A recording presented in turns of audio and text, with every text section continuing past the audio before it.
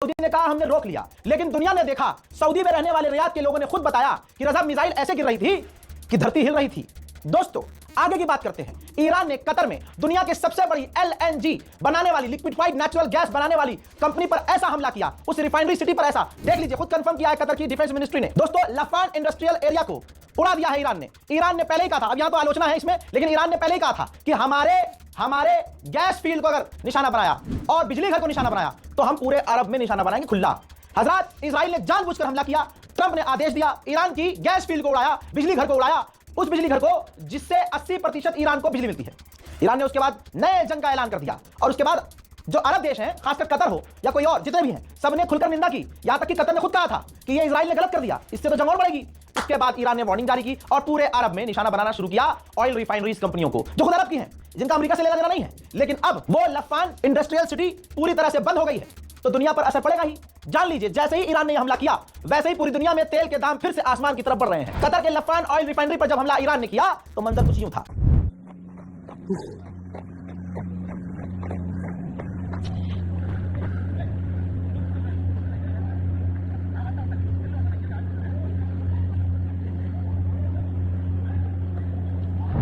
Saudi अरब, अल्लाह Akbar, Saudi अरब कह रहा है कि हमने ईरान की मिसाइलों को रोक दिया है। ठीक है, हमने मान लिया, रोक दिया। फिर ये सऊदी अरब की एक और वीडियो देख लीजिए, बल्कि 2 वीडियो देख लीजिए जिसमें मिसाइलें गिर रही हैं। Astagfirullah. Boom, 2 kali.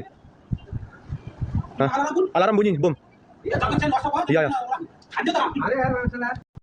You always have an option in your pocket with Pocket Bro.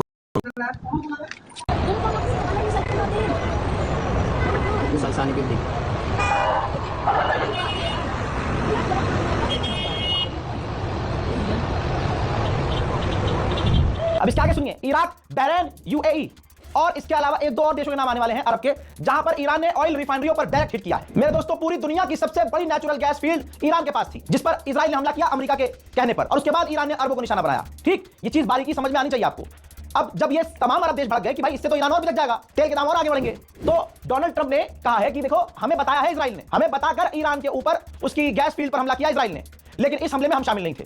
तो पूरी चतुराई से अमेरिका पीछे हो गया है कि जी इजराइल ने किया। जी याद रखिएगा, इजराइल और अमेरिका दोनों में कोई फर्क नहीं है, दोनों साथ हैं। ईरान के विदेश मंत्री ने पाकिस्तान, तुर्की और इजिप्ट के विदेश मंत्रियों से फोन पर बात की है और साफ कहा है कि यह जंग उसने शुरू की, अमेरिका ने, बढ़ा भी वही रहा है, और हमारे सिविलियंस और उनके एसेट्स पर जो हमला कर रहा है, इससे सारी दुनिया पर असर पड़ेगा और हम अपने सिविलियन को बचाने के लिए कुछ भी करने को तैयार हैं। ईरान के राष्ट्रपति भी आग बबूला, जो राष्ट्रपति शांत रहता था, पेजेश्कियान, उस व्यक्ति ने भी यह कह दिया है कि जो ईरान के गैस फील्ड पर इजराइल ने हमला किया है, इसका रिजल्ट छोटा मोटा नहीं होगा, इसका परिणाम खतरनाक होने वाला है। यानी ईरान और खतरनाक मोड में लड़ने वाला है और बड़े हमले अब दुनिया में होने, मतलब ये चाहता नहीं था ईरान, और ऑब्वियसली पूरी दुनिया नहीं चाहती थी, लेकिन दुनिया का हर एक इंसान देख ले अमेरिका और इजराइल की बदमाशी। उधर कतर ने पता कितना बड़ा बयान दिया है, ये देखिए, कतर की सरकार ने कहा कि जो हमारी गैस फील्ड पर, ऑयल फील्ड पर डायरेक्ट हमला हुआ है, ये हमारे नेशनल इंटरेस्ट के लिए खतरा बन चुका है, नेशनल लेवल पर खतरा बन चुका है। हजरत, ये बात तो कतर को भी सोचनी चाहिए। हालांकि कतर के प्रधानमंत्री ने ईरान की गैस फील्ड पर हमला देखते ही तुरंत ये बयान दे दिया था कि ये इजराइल ने गलत किया है, ये अमेरिका ने गलत किया है। लेकिन दोस्तों, ये है तो सारे उन्हीं के साथी, ये है तो अमेरिका के साथी, ये है तो इजराइल के साथी, फिर झेलना पड़ेगा। कतर के गवर्नमेंट ने कह दिया है कि हमारे देश के लिए खतरा हो गया है। उधर कैप्सियन सी में सुनिए,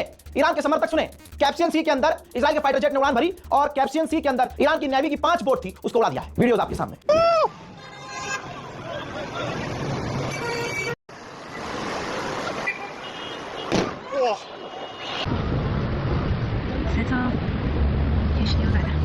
अल्लाह अकबर। उधर ईरान ने कंफर्म किया है कि हमने इजराइल के 2 ड्रोन मार गिराए हैं। हज़रत मोहतरम जो पुतिन है, रूस के राष्ट्रपति, उन्होंने लेटर लिखकर अली लारीजानी की मौत का शोक व्यक्त किया है। पता है अली लारीजानी के आखिरी जुमले क्या थे? सुनो मुसलमानों, ईद बहुत अच्छे से मनाना और ज्यादा अच्छे से मनाना। अली लारीजानी का बयान हम तो लाइव देख रहे थे ना, क्योंकि अपडेट हम सबसे पहले कर रहे थे, तो अपडेट हमारे पास आ भी बहुत बिल्कुल रियल टाइम में रहे थे।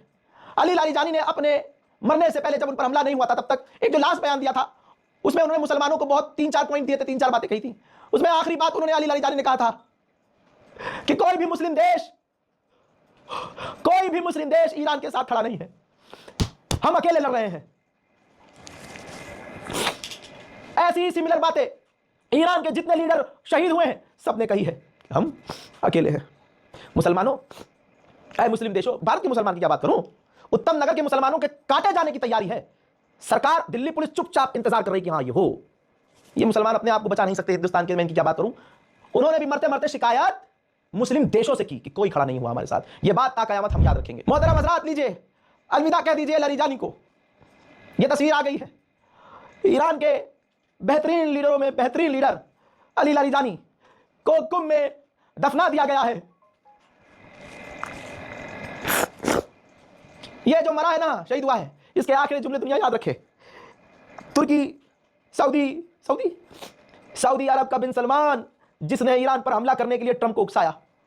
3 दिन पहले तक ट्रंप को पर्सनल नंबर से फोन किया और कहा कि ईरान पर हमले जारी रखो।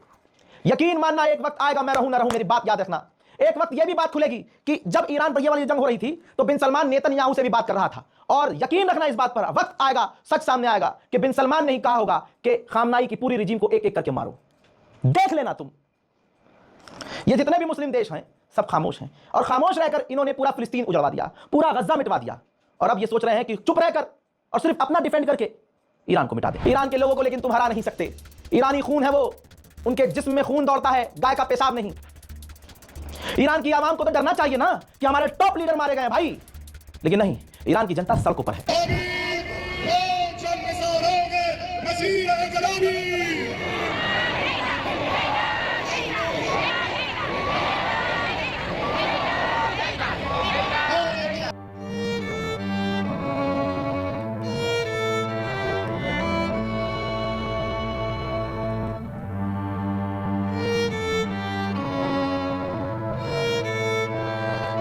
ऐसे में ईरान के अंदर गद्दारों की कमी नहीं है। ईरान ने ऐसे 100 ईरानी लोगों को गिरफ्तार किया है जो इजराइल को और अमेरिका को सपोर्ट कर रहे थे। मैं कह रहा हूं, गिरफ्तार क्यों किया है? 2 दिन के अंदर उनको फांसी होनी चाहिए, क्योंकि देश से ऊपर कुछ नहीं होना चाहिए। इजराइल अपने नुकसान छुपा रहा है। जरा ये तस्वीर देखिए, 2 दिन पहले ईरान ने जो बेन गुरियन एयरपोर्ट उड़ाया था इजराइल का, वहां जो प्राइवेट जेट खड़े हुए थे वो किसी लायक नहीं बचे हैं। तस्वीर देख लो ना आप, है किसी लायक? तो इजराइल अपने तमाम नुकसानों को छुपा रहा है। दुनिया की सबसे बड़ी LNG सैटेलाइट इमेज, सोचिए सैटेलाइट इमेज, कतर और बहरीन दुनिया की सबसे बड़ी LNG फील्ड थी, ईरान के हमलों में डायरेक्ट हिट हुई है। दुनिया की कोई ताकत बचा नहीं पाई है, धुआं धुआं हो रहा है, सैटेलाइट में धुआं नजर आ रहा है। ईरान ने धुआं धुआं कर दिया है। उधर से हिजबुल्लाह ने भी इजराइल पर हमला कर दिया, और इधर से ईरान ने भी मिसाइलें इजराइल पर दागी हैं, जिनमें से कई मिसाइलें इजराइल के कई इलाकों पर गिरी हैं। This is how simple it is to create.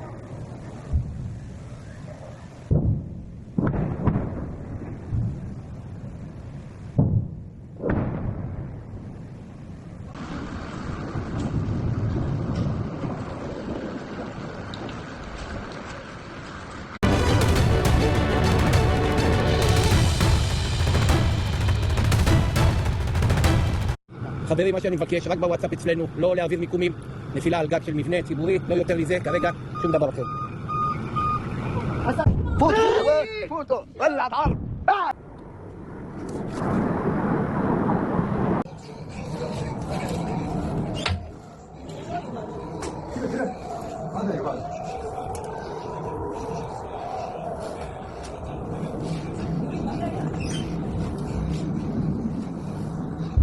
हजरत मोहतरम, रूस के डिप्टी प्रधानमंत्री ने कहा है कि हम सामना कर रहे हैं पिछले 40 सालों में सबसे बड़ा ऑयल और गैस क्राइसिस। यकीन रखना, अभी तुम्हारा वाला भी अंधभक्त तो आएगा रात को 8 बजे, और जो तुम गैस की लाइनों में लग रहे हो, तेल की लाइनों में लग रहे हो, और भी चीजें अब जो देश में उल्टी सीधी होंगी, सबका इल्जाम इस जंग पर पनौती डालेगा, और तुम्हारी औकात नहीं होगी पूछने की कि तुमने कितना रिजर्व किया था। तुमने ऐसे दिन के लिए जो आत्मनिर्भर तुम करते हो, तुमने क्या किया था अब तक? और तुम जब जंग रुकवा सकते हो, मैं तमाम सुअरों के झुंड से और उनकी औलादों से पूछना चाहता हूं, जब तुम्हारा बाप एक कॉल पर जंग रुकवा सकता है, तो तुम्हारे बाप की इतनी औकात क्यों नहीं हो रही है कि कॉल करके जंग रुकवाए? वाई अंधभक्तो, वक्त वक्त पर प्रभु श्री राम साबित करते हैं कि तुमने बाप गलत चुना है। इस रिपोर्ट को शेयर कीजिएगा दोस्तों, दुआओं में याद रखिएगा, ईरान को अपनी दुआओं में भी जरूर